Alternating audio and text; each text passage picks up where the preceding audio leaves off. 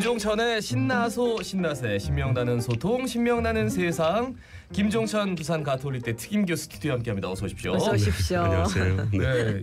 계속 국민연금 건강보험 이런 말씀해 주시다가 오늘은 이제 의료개혁 1년 이런 것들을 좀 말씀해 주신다는데 야 지금 정말 현장 너무 힘들어요. 맞습니다. 네. 하나씩 좀 짚어보겠습니다. 네. 일단 의사수 얘기가 처음에 나왔었거든요. 네. 선진국과 비교했을 때 우리가 의사수가 적다 뭐 이런 얘기가 있었단 말이에요. 여기서부터 시작해 볼까요? 네, 어떻습니까? 우리나라 이제 의료계에서나 국민이나 정부 입장에서는 과연 의사가 적정한가에 대한 궁금증이 많이 있으실 것 같은데 실제로 사실은 많이 적습니다. 유럽 국가들 대부분 국가들 비교하면 저희가 한 56% 정도밖에 되지는 않습니다. 오스트리아나 뭐 그 스웨덴이라든지 노르웨이 이런 국가들은 인구 1000명당 한 5명 내외 되거든요. 근데 우리나라는 지금 1000명당 2.6명 정도밖에 되지는 않습니다.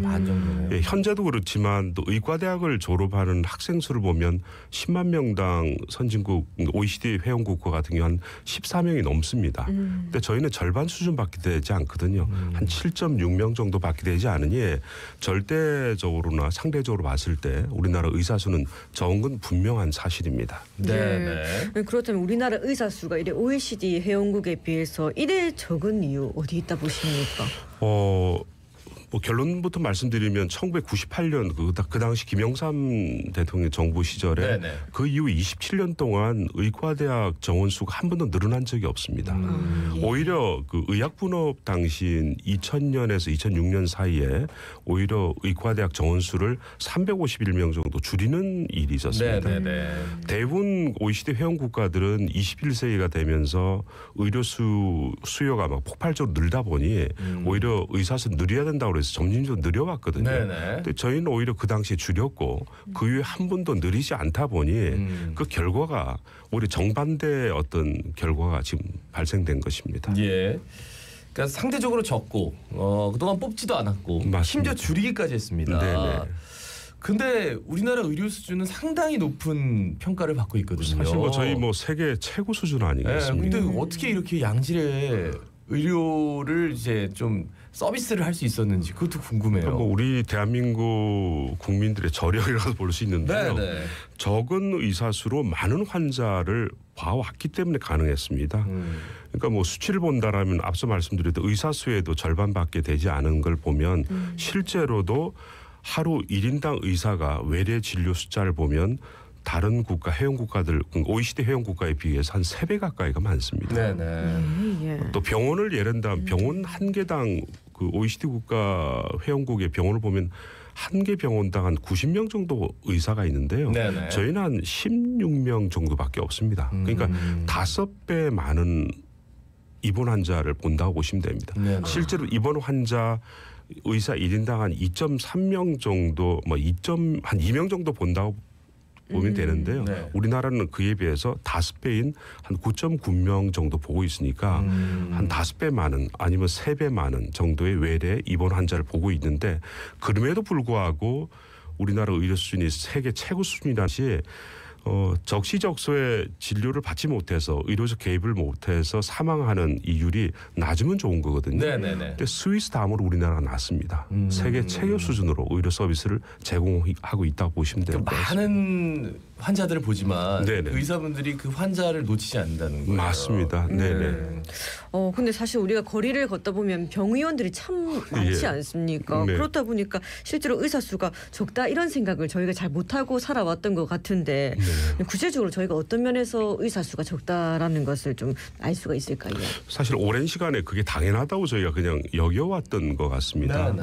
병원에 가보면 실제로 그 우리나라 뭐 빅5 병원이나 대학병원에 가야만이 뭐 복도에 의사분들이 흰 가운을 입고 막 걷고 뛰어다니는 모습이나 보고 드라마에서나 볼 수 있지 실제 저희가 병의원을 갔을 때 의사를 만나기가 쉽지 않거든요. 특히 저 외래 어떤 진료를 갔을 때 거의 한 3분이라고 그럽니다. 진료를. 이 짧은 시간에 진료를 받는 걸 보면 확실히 의사 수가 적다라는 건 분명한 사실인 것 같습니다. 네, 근데 반대로 그런 생각 들어요. 뭘 이렇게 꼬치꼬치 물어봐. 이런 분들 계세요. 워낙 그렇게 좀 빨리빨리 하는 것에 대해서 좀 익숙해져 있어서 그런지. 이게 우리나라 국민들이 보면 본인이 의사인 경우가 많습니다. 그렇죠. 가서 자기가 먼저 다 이야기해요. 그냥 이렇게. 그럼 안 되는데. 끝이고. 근데 뭐 이렇게 물어보면 지난번에 똑같은데 뭘 그렇게 물어보냐. 아픈데 또 아프지. 이렇게 할 수도 있는데 어쨌든 그 시간만 그러니까 정량만 따져놓고 보면은 좀 짧은 건 맞고 굉장히 빠른 속도로 진행이 됩니다. 그 환자가 많아서 병원이 잘 되는 거 아니냐 뭐 이렇게 이해할 수도 있을 것 같은데요. 이 부분에 대해서 이제 우리 국민들께서 좀 잘 아셔야 되는 게 지난 방송에서도 우리나라 건강보험제도가 세계적인 제도라고 말씀드리지 않았습니까? 이건 의료계에 나름대로 희생이 있기 때문에 가능합니다. 앞서 다른 국가와 비교했을 때 많은 환자들을 한꺼번에 볼 수 있었다라고 긍정적인 면으로 볼 수도 있지만 의료계 입장에서는 의사들 입장에서는 그렇게 많이 환자를 보지 않고서는 병의원을 유지할 수 없기 때문이라고 또 거꾸로 볼 수 있습니다.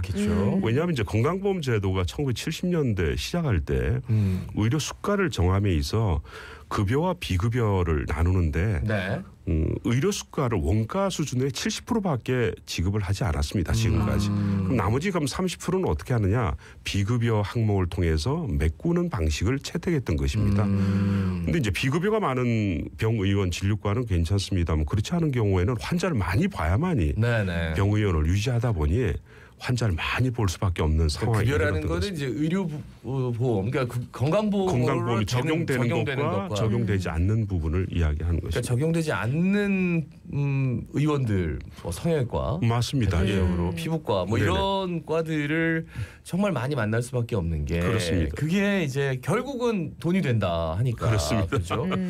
이래 의료 수가가 의료 원가에 못 미치기 때문에 이걸 보전하려고 지금 어쨌든 간에 진료를 많이 해왔다는 거 아니겠습니까? 근데 의사 수 늘게 되면 경쟁이 되다 보니까 또 병원 운영이 어려워질 수 있다. 의사들 입장에서 이렇게 생각할 수 있겠네요. 일각에서는 이번에 그 정부에서 내놓은 의과대학 정원수를 대폭 늘림에 대해서 자기 밥그릇 싸움이다. 의사수 늘리면 자기들이 수익이 줄어들지 않느냐.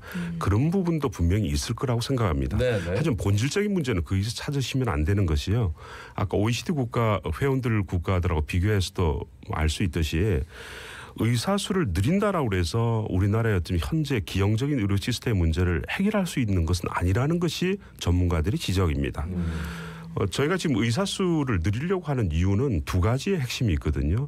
필수 의료 부분에 의사들이 잘 안 하려고 한다는 부분과 지역 간의 불균등, 어떤 불균형의 문제를 해결하기 위해서 그러는 건데 의사수 늘린다라면 전부 다 좀 쉽게 돈을 벌고 법적인 어떤 부담을 갖지 않는 부분에서 일하려고 하지 누가 그걸 위험을 안고 또 수가도 제대로 보존되지 않는 것을 일하려고 하지 않겠느냐. 그래서 오히려 무조건 의사를 늘리는 것만은 상책이 아니다라는 이런 부분에 대해서 지적을 하고 있는 것입니다. 그러니까 의료 수가 문제에 대해서 그러면은 정부에서는 의대 증원했으니까 이제 찬찬히 논의해보자. 이것도 논의의 대상 분명히 올려놓은 거다. 그리고 이제 한편에서는 의사 수가 늘어나면 자연스럽게 필수 의료 인력도 느는 것 아닌가? 왜냐하면 물론 성형외과, 피부과 개원하는 의사분들 계시겠지만 그 중에서는 또 필수 의료 인력으로 가는 사람들이 포션이 많아지니까 거기에 대해서는 어떻게 말씀하시죠? 그 이제 우리가 낙수 효과 이런 얘기하잖아요. 시각이 차 있는데 낙수 효과라고 표현하는데 사실 그건 정직하지 못한 방식인 것 같아요. 왜냐하면 우리가 부족한 부분이 필수 의료 분야거든요. 필수 의료 분야라는 것은 생명에 직접적으로 연관되고 응급적 상황이기 때문에 낙수 효과라고 해서 남아도는 여기서 몰리니까 여기서 경쟁에서 안 된 패배한 사람들이 필수 의료로 가면 된다라고 생각하는 그러한 논리인데 국가 정책의 방향이 그렇게 되어서는 안 된다고 생각합니다. 그러니까 그 얘기를 들으면은 지금 현업에서 필수 의료로 열심히 노력하시는 분들도 조금 사기가 떨어질 수밖에 없을 것 같네요. 자존감이 얼마나 훼손되겠습니까? 오히려 낙수 효과에 어떤 의존해서 의사 수를 늘리는 것이 아니라 오히려 필수 의료를 강화하는 쪽으로 방향을 초점을 맞춰야만이 된다라는 것이 전문가들의 입장입니다. 그러니까 낙수 효과가 아니고 필수 의료 분야에 먼저 의사들이 배치가 그렇습니다. 되는 방향으로 가야 된다. 그쪽은 사실 긴급하고 이런 분야가 흔들려 버리면 국민 건강 자체가 위협이 되거든요. 그래서 오히려 이것은 국가가 어떤 비용이 들더라도 공공 부분으로 적극적으로 개입을 해야 될 부분이지 낙수 효과에 의존해서 해결될 문제는 아니라고 봅니다. 그럼 필수 의료 분야 의사가 부족한 이유가 있겠죠. 좀 원인을 파악해 주십시오.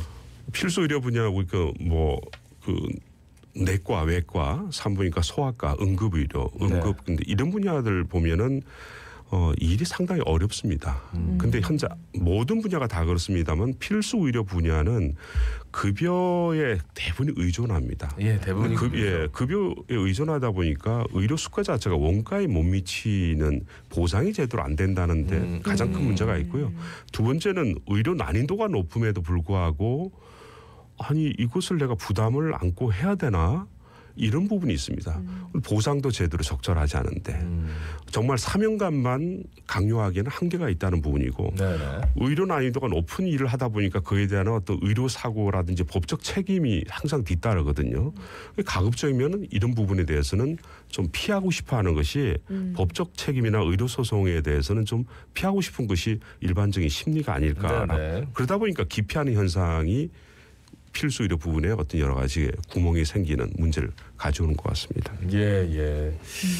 그래요. 이 보험 수가 자체가 너무 낮다고. 그렇다면 필수 의료에만 해당되는 건 뭐 아니라고 또 하더라고요. 맞습니다. 앞서 이제 병의원이 많지만 뭐 성형외과, 뭐 피부과, 뭐 안과 많은데 뭐가 부족하냐 하지만 앞서 말씀드렸듯이 1970년도 의료 건강보험을 시작할 때 의료 수가가 원가의 70%밖에 보장이 되지 않고 30%가 비급여를 통해서 창출을 해야 되는데 이 필수 의료 같은 경우에는 비급여 창출하기 어렵다고 말씀드렸습니다. 쉬운 예를 말씀드리면 성형외과나 피부과 같은 경우는 하루에 비급여 시술 한 2-3건이나 하면 병의원을 유지합니다. 그런데 소아과 같은 경우는 많은 환자를 봐야만 되는데 지금 또 저출생으로 인해서 아이들도 없는데 누가 그걸 하려고 하겠습니까? 이러한 문제가 있다는 것을 아시면 될 것 같습니다. 근데 지금 사람 많이 본다고 돈 많이 버는 게 결코 아니거든요. 절대로 그렇지는 않습니다. 극히 일부에 뭐 비급여를 많이 하는 성형외과나 특허 진료 부분에 돈을 많이 번다고 하지만 그걸 그렇게 몰아가서는 이 근본적인 문제를 해결할 수 없다고 봅니다.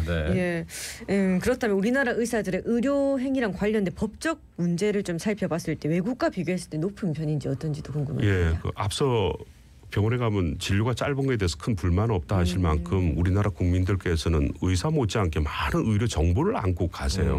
그러다 보니 의료 소송이나 이런 부분에 대해서도 일본에 비해서 이 의사에 대한 기소 건수를 보니까 한 256배가 많더라고요.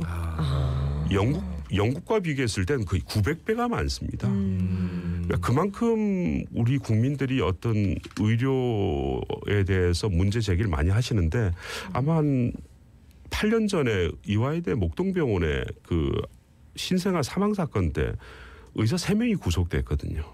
그걸 보면서 소아과를 이제 진료를 안 하려고 그쪽에 레지던트 전문의를 지원을 안 하는 문제가 이래서는 안 되지만 아니 의사가 잘못했으면 당연히 처벌은 받아야 되죠. 그리고 2년 전에도 신생아 뇌 손상으로 인해서 12억을 배상하라고 나와 있는데 이런 부분이 사실 자연분만 같은 경우는 수가가 80만 원이거든요.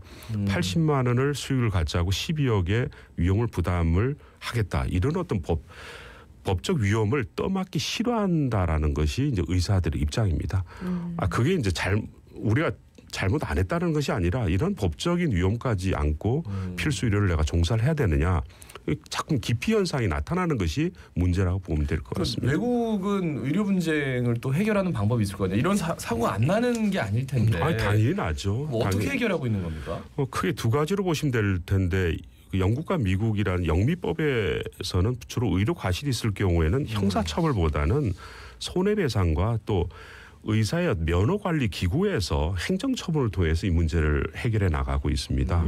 그리고 이제 대륙법이라는 이쪽에서는 주로 경찰 조사 단계에서부터 기소 자체를 상당히 자제시키고요. 의료 분쟁 당사자와 진료 환자의 어떤 진료권을 상당히 보장하고 있기 때문에 우리나라에서도 의사들이 만약에 과실이 있으면 당연히 책임을 져야 되지만 진료를 담당했다라는 의사였다는 이유만으로 이렇게 책임을 지는 것은 좀 문제가 있다. 그래서 선진국 수준의 국가 책임제라든지 착한 사마리안법의 어떤 법적 보장을 요구하고 있는 상황입니다. 예. 근데 그래도 환자랑 가족 입장에서는 아무래도 또 알 권리가 있기도 하고 실제로 의료사고 피해자가 되지 않을까 이런 걱정도 항상 있고 예. 맞습니다. 그렇기 때문에 벌적 절차를 이렇게 진행하는 게 당연합니다. 이제 뭐 당연히 환자 가족 입장에서는 자기가 받았던 진료에 대해서 의료에 대해서 문제를 제기할 수 있는 거거든요. 그래서 우리나라 어떤 설문조사 한 조사를 보니까 오히려 또 소송을 제기하고 이러신 분들이 원하는 답은 미안하다는 말, 최선을 했지만 좀 부족했다라는 말, 또 그다음 어떤 보상의 어떤 문제를 제기한다면 이건 당연한 건데 의사 입장에서는 이러한 문제에 휘말리고 싶어하지 않는다라는 데 문제가 있는 겁니다. 그래서 이 두 입장을 중재하는 어떤 기구라든지 법적인 것이 빨리 조속히 해결돼야 되지 않을까 싶습니다. 근데 지금은 이제 정부 차원의 뭐 소통 창구가 열린 것 같은데 계속 막혀 있는 것 같아가지고 현재 의료사고 처리 특례법이 지금 아직까지 법안만 나와 있지 여러 가지 이해 당사자들끼리 합의가 안 돼서 계류 중에 있는 건데 빨리 좀 처리돼야 될 부분인 것 같습니다. 그 의료수가 문제도 그렇고 굉장히 오래전에 만들어진 이 문제가 한 번도 한 발자국도 나가질 못하고 예, 그 상태에서 그냥 답보 상태에서 갑자기 의사수를 늘려버렸고 그러면서 이제 서로 간의 갈등의 골만 더 깊어진 것 같아가지고 맞습니다. 이런 걸 좀 차분하게 좀 풀어가야 되겠다는 생각이 듭니다. 말씀 잘 들었습니다. 네네 감사합니다. 예, 지금까지 김종천 부산 가톨릭대 특임 교수였습니다. 네, 오늘 낮부터는 좀 날이 풀린다고 하니까 좀 더 활기찬 하루 보내시기 바라겠습니다. 자갈차즘의 18,606회 김예주였습니다. 아나운서 김도윤이었습니다. 오늘도 힘찬 하루 보내십시오. 고맙습니다. 고맙습니다.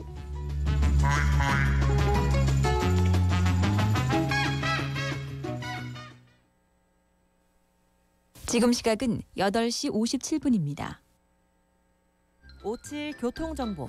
탁 트인 바다 가슴까지 시원한 해운대 해변열차 스카이캡슐 협찬입니다.